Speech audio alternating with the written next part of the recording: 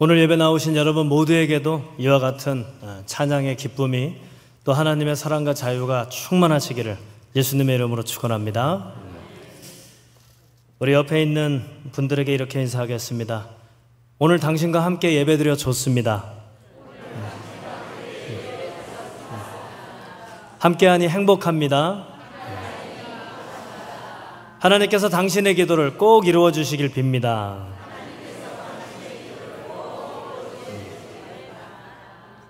그리고 이렇게 마지막으로 당신은 알만한 사람입니다.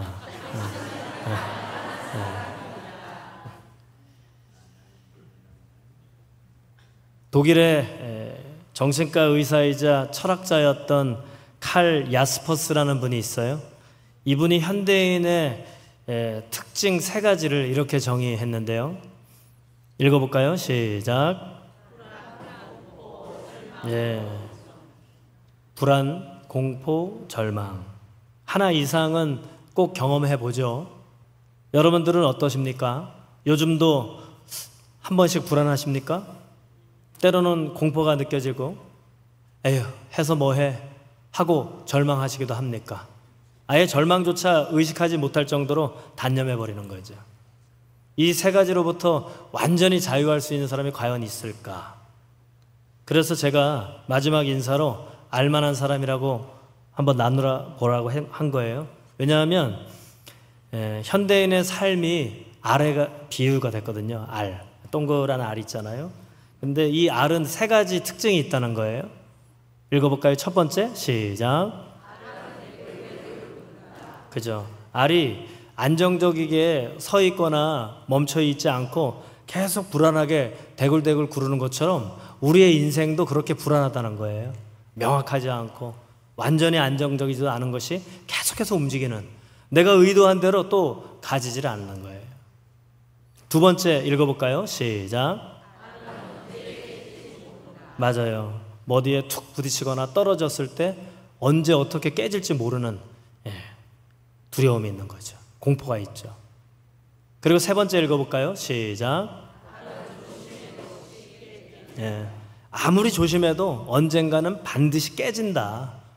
깨지지 않지 않고 반드시 깨진다 라고 하는 소망 없는 절망. 어떠세요?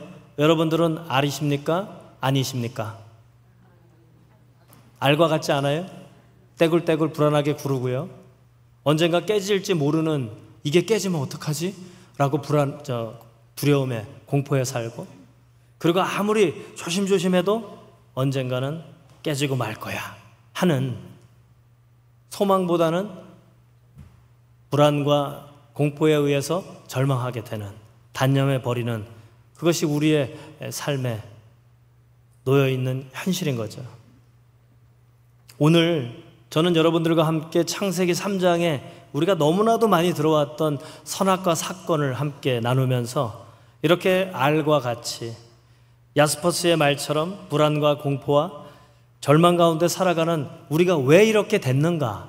그렇다면 이것을 벗어나기 위해서는 우리는 어떻게 해야 하는가? 라고 하는 것을 살펴보도록 하겠습니다. 오늘 말씀 먼저 1절을 한 번 더 읽어볼까요? 어떤 상황인지 시작.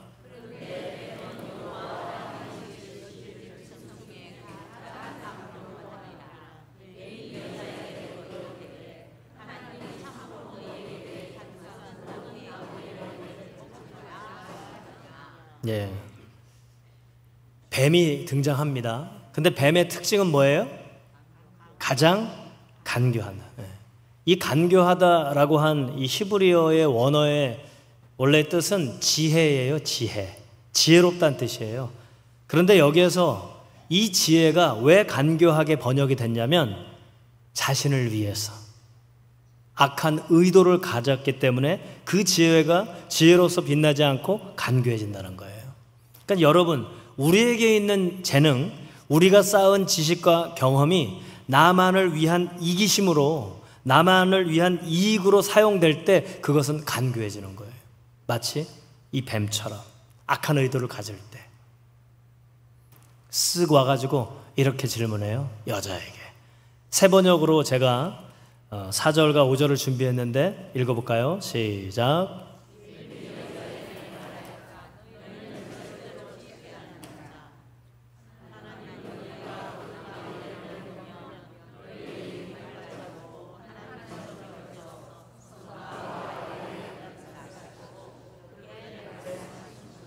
그러니까요.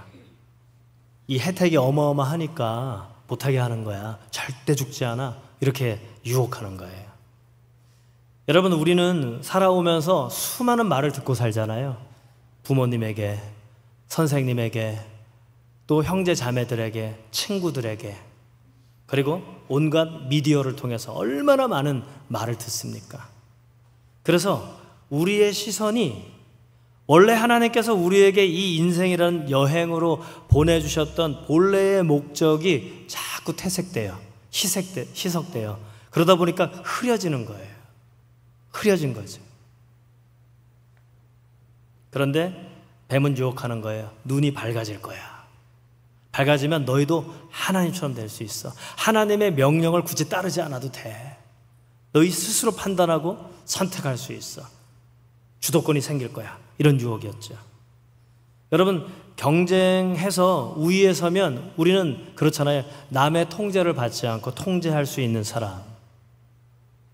경쟁하느라고 스트레스 받지 않고 그 우위에 있을 때 자유로워진다고 착각해요. 근데 그 착각이라니까요. 올라가면 또 다른 책임과 의무가 있어요.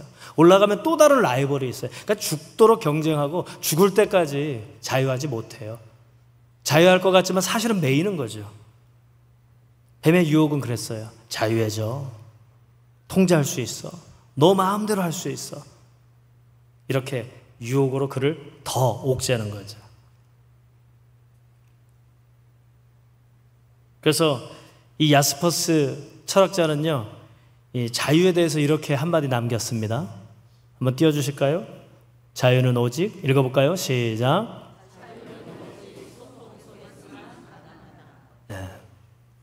세상의 소리, 유혹의 소리가 아니라 누구의 소리를 들어야 되는 거예요? 누구와 소통해야 되는 겁니까? 하나님과 소통하는 거예요. 나를 창조하신, 나를 이 세상의 인생 여행을 보내주신 하나님과 소통할 때 참된 참된 자유를 누릴 수 있는 거예요. 그것은 책임과 의무가 아니에요. 완전한 자유예요. 그래서 예수님께서도 요한복음에서 진리가 너희를, 그렇죠. 우리 진주제일교회 수준입니다. 진리를 안다는 것은 창조주 하나님과 소통한다는 거예요. 그럴 때 모든 세상에 매여 있는 부모님으로부터, 선생님으로부터, 형제 또는 친구, 세상으로부터 오는 그 상식이라고 하는 경험, 지식, 거기에 매여 끌려가던 우리가 참된 자유를 얻는 거예요. 그런데 뱀의 유혹은 반대예요. 반대. 자유를 얘기하지만 그렇지 않았어요. 그러니 여러분, 참된 자유는 하나님과의 소통으로부터 오는 거예요. 그렇게 유혹의 말을 듣고 자유한다는 이야기를 듣고 이제 선악과를 다시 보는 거죠. 우리 6절, 7절, 8절 이 여인의 봄과 판단과 선택을 한번 보십시오. 한번 더 읽어볼까요? 시작.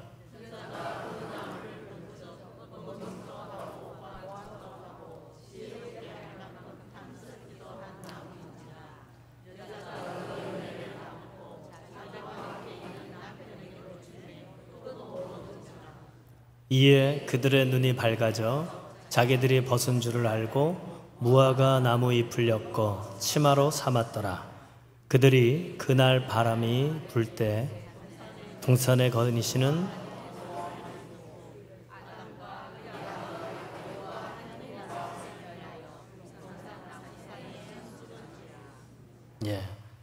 유혹을 유혹으로 보지 못하는 이유는 6절을 띄워주시면 이 세 가지 강력한 매력이 있다는 거예요. 첫 번째 뭐예요? 먹음직. 아주 육적으로 유익할 것 같은 거예요. 제가 먹음직스러운 것을 먹다 보니까 예전에는 제임스 딘 같다는 얘기를 들었는데 이제는 그렇지 않아요. 누군가는 심지어는 임창정 같다 이렇게 얘기하는 거예요. 임창정도 잘생긴 배우 아닌가요? 그런 것처럼 정말 먹음직스러운 유혹이 있어요. 두 번째는 뭡니까? 보암직해요. 보기 좋게 될 것 같아요.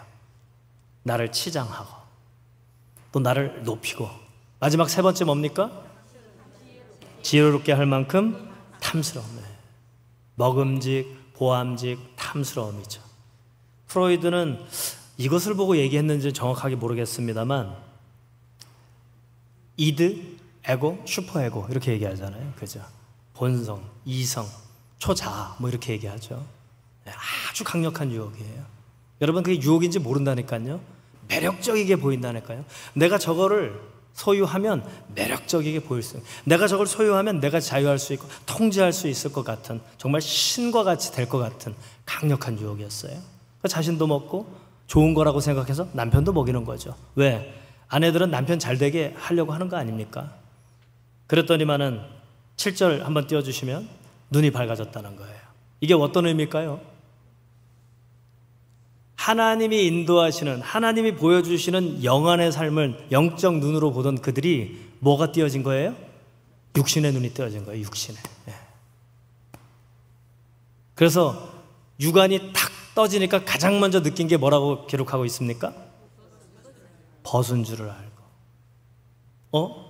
내가 좀 더 잘 보여야겠는데, 아무것도 없으니까 아무것도 아닌 사람처럼 보이는데 하고, 첫 번째는 수치심에 가리는 거예요. 사실 그것은 치장이죠. 가면을 쓰는 거죠. 또 다른 의미는 이런 거예요. 소유 욕구가 생겼다는 거예요. 없다라는 것을 아는 것이 필요하다고 느끼는 거잖아요. 소유욕이 생긴 거예요. 여러분, 영적인 눈을 뜨면 충만하고 자유할 수 있는데, 육적인 눈이 영적인 눈을 가리면 사실은 밝아진 것이 아니라 가려진 거죠. 그러면 굳이 필요 없는 것을 본다는 거예요. 욕구를 느낀다는 거죠. 소유하고 싶고. 이렇게 됐어요. 그래서 가리는 거예요. 8절에서 그러자 하나님께서는 전과 같이 이렇게 동산을 거니시는 거죠. 그때 아담과 하와는 어떻게 되어 있습니까? 여호와 하나님의 낯을 피하여 동산나무 곁에 숨었어요. 숨어요. 이렇게 하나님 중심으로 뜻대로 살던 그들이 육안을 뜨고 자기 중심으로 사니까 불만족이 생기고 소유욕이 생기고 두려움이 생기는 거예요. 서두에 야스퍼스의 말처럼 왜 우리가 불안하고 공포로 또 절망하는가?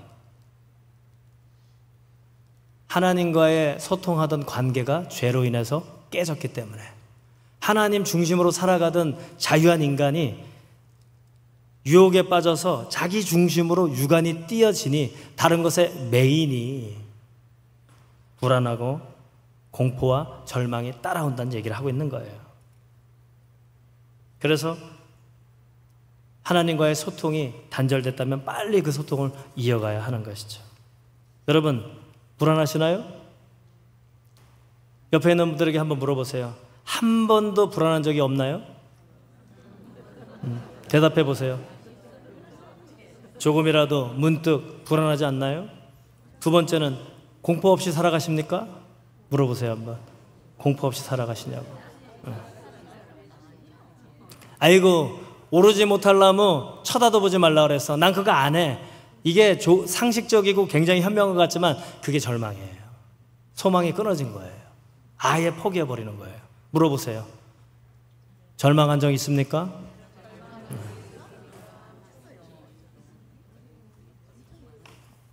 우리는 불안과 공포와 이 절망 속에 살아간다는 거죠. 왜요? 왜 그렇다는 거예요?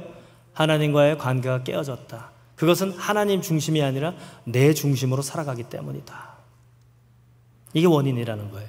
그래서 그 답을 찾아야 되는데요. 두 번째, 읽어볼까요? 시작. 우리는 그 죄를 지으면 징계를 받는다라고 부정적으로 생각하는데요. 그렇지 않아요. 그렇더라도 그 죄의 징계, 고난 속에서도 하나님은 함께 하신다는 거죠. 보세요. 9절, 10절, 11절. 먹은 거 다 아셨어요. 벗은 거 가린 거 다 아셨어요. 숨은 거 다 아셨어요. 그런데도 하나님은 아담과 하와를 찾으시죠. 우리를 찾으시죠. 읽어볼까요? 시작.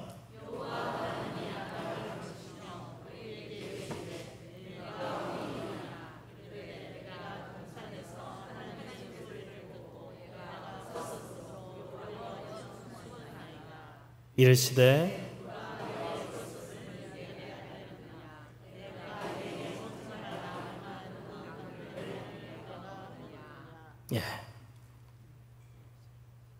하나님께서 동산을 거니시는 모습, 저는 이 속에서 질문이 있지만 하나님의 마음은 어떠셨을까? 뭐라고 말씀하시는 거예요? 숨어있는 아담에게? 뭐라고 질문하시는 거예요? 내가 어디 있느냐? 어디 있는지 몰라서 물어보시는 게 아니죠. 내가 처음 창조했던 이 특별하고 아주 고유하고 가장 유일한 존재인 네가 왜 유혹에 넘어가서 매여 있느냐? 원래 너는 어디 갔느냐? 내가 너를 행복할 수 있게 만들었는데 왜 행복을 굳이 그렇게 유혹에 넘어가 불행하게 만드느냐? 불안과 공포와 절망 속에 살아가는 존재로 바꿨느냐? 원래의 너는 어디 갔느냐? 이렇게 물어보는 거죠. 하나님의 안타까운 심정이죠. 근데 그는 대답하기를, 하나님 소리가 나니까 그걸 듣고 두 가지 감정이 있었어요. 벗었다는 게 느껴졌고요. 하나님 앞에 부끄러워서 두려워서 제가 숨었습니다. 그러니까 죄는 관계를 파괴해요. 죄는 이렇게 은폐하고 싶어 해요. 그렇다면 이 죄를 어떻게 해결할 것인가? 하나님이 죄 속에서도 그 앞에 나타나 주셨잖아요. 함께 해 주시잖아요. 용기를 내야죠. 믿음의 용기를 내야죠. 그래서 야스퍼스가 또 이런 말을 했네요. 용기란, 읽어볼까요? 시작. 그러니까요. 자꾸 내 안에 알 속에 갇히는 것이 아니라 초월적인 것에 마음을 여는 것. 이 야스퍼스는 나치 치하의 권유를 과감하게 뿌리칩니다. 용기를 냈죠. 그리고 하나님을 의지했던 사람이에요. 2차 세계대전 히틀러 치하에서 용기를 낸 사람, 그리고 하나님을 의지한 사람. 그러니까 우리에게도 여러 가지 불이익이 오죠. 늘 불안하고 늘 공포가 있고 늘 절망이죠. 그러다 보면 우리가 정말 점점 우리가 알 속에 점점 숨고 싶은 거죠. 그럴 때 우리는 용기를 내어야 합니다. 죄와 고난 속에서도 함께 하시는 하나님과 소통하기 시작해야 돼요. 그렇지 않고서는 그로부터 우리가 벗어날 수 없죠. 여러분, 다시 한번 여쭤볼게요. 당신은 알만한 사람입니까? 알처럼 불안하게 대굴대굴 굴러다니십니까? 언제 깨질지 몰라서 이건 제가 물어보는 거예요. 불안하게 대굴대굴 어디로 갈지, 어디로 가야 할지, 어떻게 될지 불안하십니까? 아니면 언제 깨질지 모르는 공포 속에 사십니까? 아무리 조심조심해서 결국엔 깨지는 거야, 어쩔 수 없어 라고 소망하지 않고 절망하며 사십니까? 어때요? 자유로우세요? 알과 같으세요? 아니면 나는 알이 아니야 하세요? 네, 저도 얼굴이 알 같잖아요, 그죠? 그런데 생각해보면 이 알과 같은 인생, 알로서 살아가는, 알 안에 살아가는 우리가 이 불안과 공포와 절망을 벗어날 수 있는 유일한 방법은 무엇일까요, 여러분? 이렇게 알로서 유화적으로 이렇게 설명하는데 한번 유화적으로 생각해 보세요. 우화적으로. 이 알의 불안과 공포와 절망을 벗어날 수 있는 유일한 방법은 뭘까요, 여러분? 네? 어떻게 알았죠? 알에서 나오면 돼요. 그랬더니 오전에 교사경건에서는 그러면 목사님 그 알이 꼭 유정란이어야 하네요. 그렇죠. 알을 깨고 나오면 돼요. 줄탁 동시죠. 하나님이 알을, 또 우리는 나가려고 할 때 딱 맞아떨어질 때 알이 탁 깨져서 우리가 부화하는 거죠. 그리고 이제 알에 갇혀 사는 신세가 아니라 우리는 하늘을 활공하는, 날아다니는 자유로운 존재, 사랑의 존재, 원래의 존재가 되는 거죠. 그런데 아담과 하와는 그러지 못했어요. 이 하나님의 질문, 우리 하나님의 질문 11절 한번 띄워주세요. 누가 벗었다고 그러디? 왜 그렇게 생각했니? 너 선악과 먹었지? 그런 이 물음에 여러분 같으면 어떻게 대답하시겠어요? 어떠세요, 여러분들? 뭔가 사건이 발생했을 때 그 원인을 어디에서 찾으세요? 예전에 우리 카톨릭처럼 내 탓이요, 내 탓이요 하세요? 아니면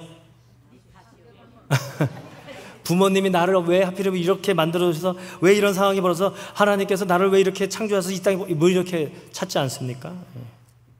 보세요. 아담과 하와의 이 답변이 우리의 모습이죠. 우리 12절, 13절 읽어볼까요?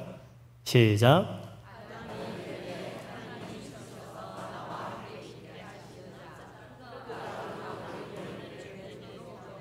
예, 딱 멈춰볼게요. 아담이 뭐라 그래요? 누구 때문에 이걸 먹었다는 거예요? 예? 예, 처음은 여자 때문에. 근데 그 여자는 어떤 여자예요? 하나님이 주신 여자 아닙니까? 하나님 때문 아닙니까? 그러니까 이 답변은 자기가 책임을 지려고 하지 않고 이 책임을 전가하는 거예요. 누구에게요? 처음에는 여자인 것 같지만 그 여자를 주신 하나님이 나를 이렇게 만드신 거지. 전 잘못 없습니다. 그런데 먹은 건 누구예요? 하나님이 아 해서 넣어주신 거예요? 모르지. 뭐 여자는 그렇게 아 했는지 모르겠죠. 예. 결국엔 자기가 먹었잖아요. 우리 앞에 놓여져 있는 상황은 뭐 무조건 내 잘못일 수도 있지만 그렇지 않을 수도 있지만 그러니까 나와 관계되어 있는 일들이라는 거예요. 그래서 죄의 특징 세 가지는요 이렇게 됩니다. 읽어볼까요? 시작. 그러니까요. 파괴가 물론 여러 가지가 파괴되지만 제일 심각한 건 관계가 깨져요. 하나님과의 관계가 깨지고요. 나와 함께하는 사람하고의 관계가 깨져요. 가정이 깨지고 사회가 깨지는 거예요. 두 번째는 그가 아무리 은폐하려고 해도 드러나게 돼 있어요. 드러나면 어떻게 합니까? 사람은 책임을 전가하죠. 여자 때문인데 그 여자는 하나님이 주신 거예요. 그리고 이제 하나님께서는 13절에서 여자에게 묻습니다. 읽어볼까요? 시작.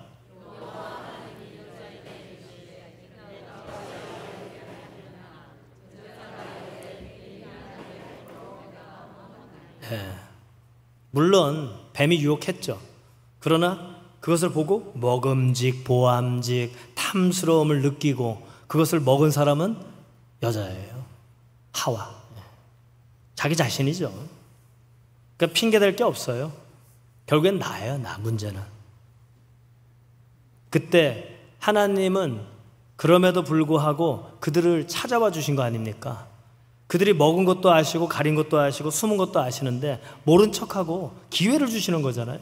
그러니까 여러분 하나님의 마음을 한번 느껴보세요. 오늘을 살아가는 나를 바라보시는 하나님의 마음을 한번 느껴보세요. 그 하나님의 마음이 느껴질 때 내 안에 죄로부터 내 중심의 삶이 정말 그 하나님이 나를 향한 마음이 어찌나 사랑스러운지 얼마나 감동인지 모든 매인 것으로부터 자유해질 수 있는 그 사랑을 주신다는 거죠.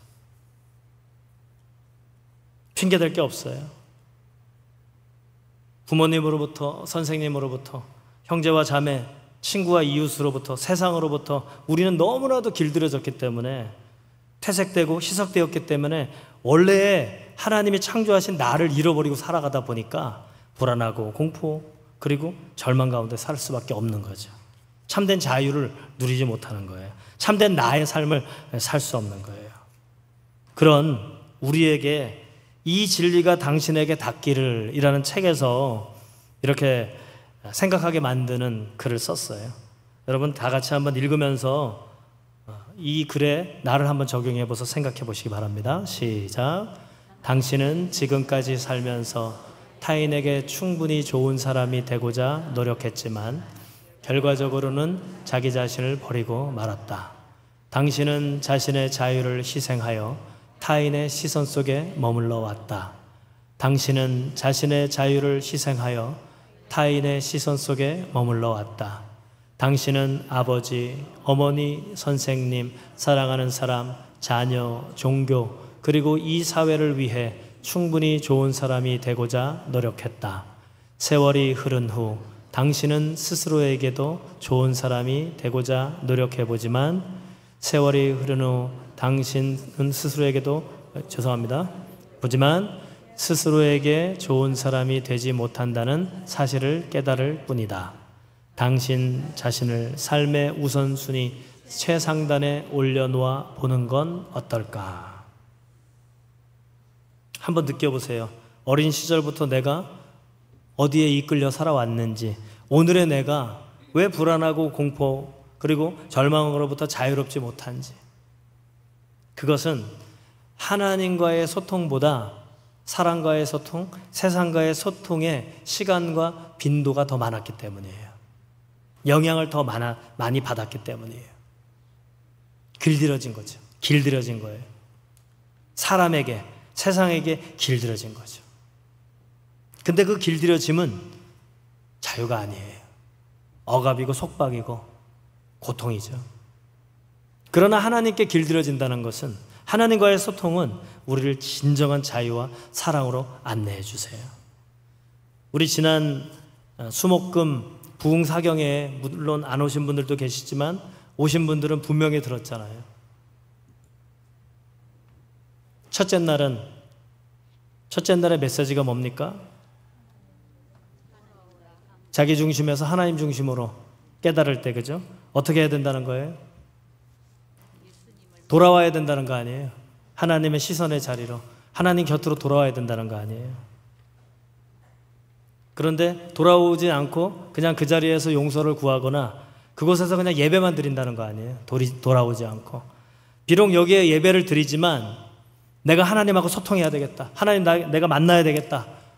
내가 하나님의 영향권 아래 길들여짐에 들어가야 되겠다 하지 않고 단순히 예배 행위, 찬양 행위, 기도 행위, 말씀을 듣는 행위에 그치면, 하나님과 만나지 못하면, 동행하지 못하면 의미가 없다는 거죠.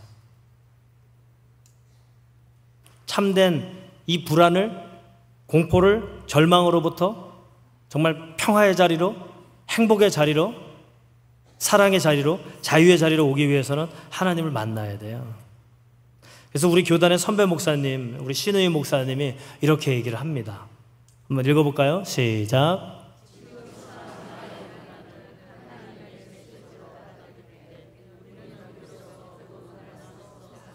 그러니까요. 네. 불행한 일이든 고난의 일이든 고통의 순간이라도 그 속에도 하나님이 있다는 것을 알게 될 때, 그 하나님을 만날 때 거기서 벗어날 수 있어요. 오늘 초등부 교과이기도 한데요. 여러분 다니엘 아시죠? 다니엘. 포로로 끌려갔던 다니엘이 노년에 아주 유능한 총리란 말이죠. 그런데 여러 거대한 제국이다 보니까 여러 민족들이 섞여 살고, 이 다리오 왕 때 이 다니엘, 뛰어난 다니엘을, 왕의 총애를 받는 다니엘을 시기 질투하던 그들이 가만 보니까 이놈을 어떻게 제거할까 봤더니 하루에 3번씩 자신의 고향을 향해서 기도를 하는 거예요. 잘 됐다. 이 거대 제국의 황제이신 우리 다리오 왕에게 절만 해야 됩니다. 이 다른 신한테 절하면은 사형에 처하십시오. 이 법을 맞는 거예요. 그런데 다니엘이 그것을 알고도 어떻게 했습니까? 네? 하나님과 소통한 거 아닙니까? 그런데 그 하나님과 소통하는 그 모습 때문에 다리오 왕이 감동한 게 아니에요. 어디서 감동합니까?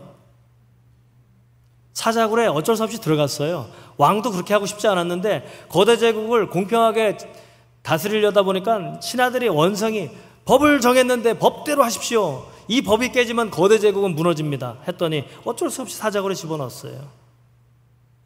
아니, 하나님을 향해서 기도했는데 사자굴에 안 들어가야 되는 거 아닙니까? 그죠? 여러분 어떻게 기도하세요? 사자굴에 들어가지 않게 기도해달라고 그러잖아요. 여러분 알일 수밖에 없는데 알에서 부화해야 되는데 우리는 어떻게 기도합니까? 그 알을 단단하게 만들어주세요. 그 알을 화려하게 만들어주세요. 그 알이 행복한 장소로 만들어주세요. 이렇게 기도하잖아요, 우리는. 근데 다니엘은 그렇게 기도하지 않았죠. 내가 죽더라도 하나님의 영광을 드러내게 해주십시오. 결국 다니엘은요, 어쩔 수 없이 사자굴에 들어가요. 그런데 그 위기잖아요. 정말 불안과 공포와 절망의 자리잖아요. 그런데 그곳에서 하나님이 함께 하시잖아요. 그랬더니 어떻게 됩니까? 사자가 물지 않아요. 사자가 잡아먹지 않아요. 그 다음날 다리오 왕이 불안해가지고 살아있나 생사를 확인하러 갔다가 살아있는 걸 보고 이 불안과 공포와 절망의 그 사자굴에서 하나님의 영광을 그가 본 거 아니에요. 그 조서를 내려요. 이제 앞으로 다니엘이 믿는 하나님 우리가 믿어야 된다. 그 하나님을 예배해도 좋다. 이렇게 승인해버려요. 얼마나 절묘합니까? 하나님을 믿는다고 해서 불행이나 고난이 오지 않지 않아요. 와요. 그러나 그 속에서도 하나님의 메시지가 있는 거죠. 우리 마지막으로 옆에 있는 분들에게 이렇게 인사할까요? 당신과 나에게도 불안과 공포와 절망은 떠나지 않을 수 있어요. 그러나 그 속에서 당신과 내가 하나님을 만난다면 아래서 깨어나올 수 있습니다. 하늘을 나는 자유를 누릴 수 있습니다. 하나님이 창조한 원래의 나를 찾을 수 있습니다. 네. 마지막 답은 별로 기대한 게 아닌가 봐요. 소리가 점점 작아지시는 거 보니까. 원래의 나는 별로 관심이 없고 단단한 알, 화려한 알, 평안한 알을 원하시나 봐요. 깨고 나오십시오, 여러분.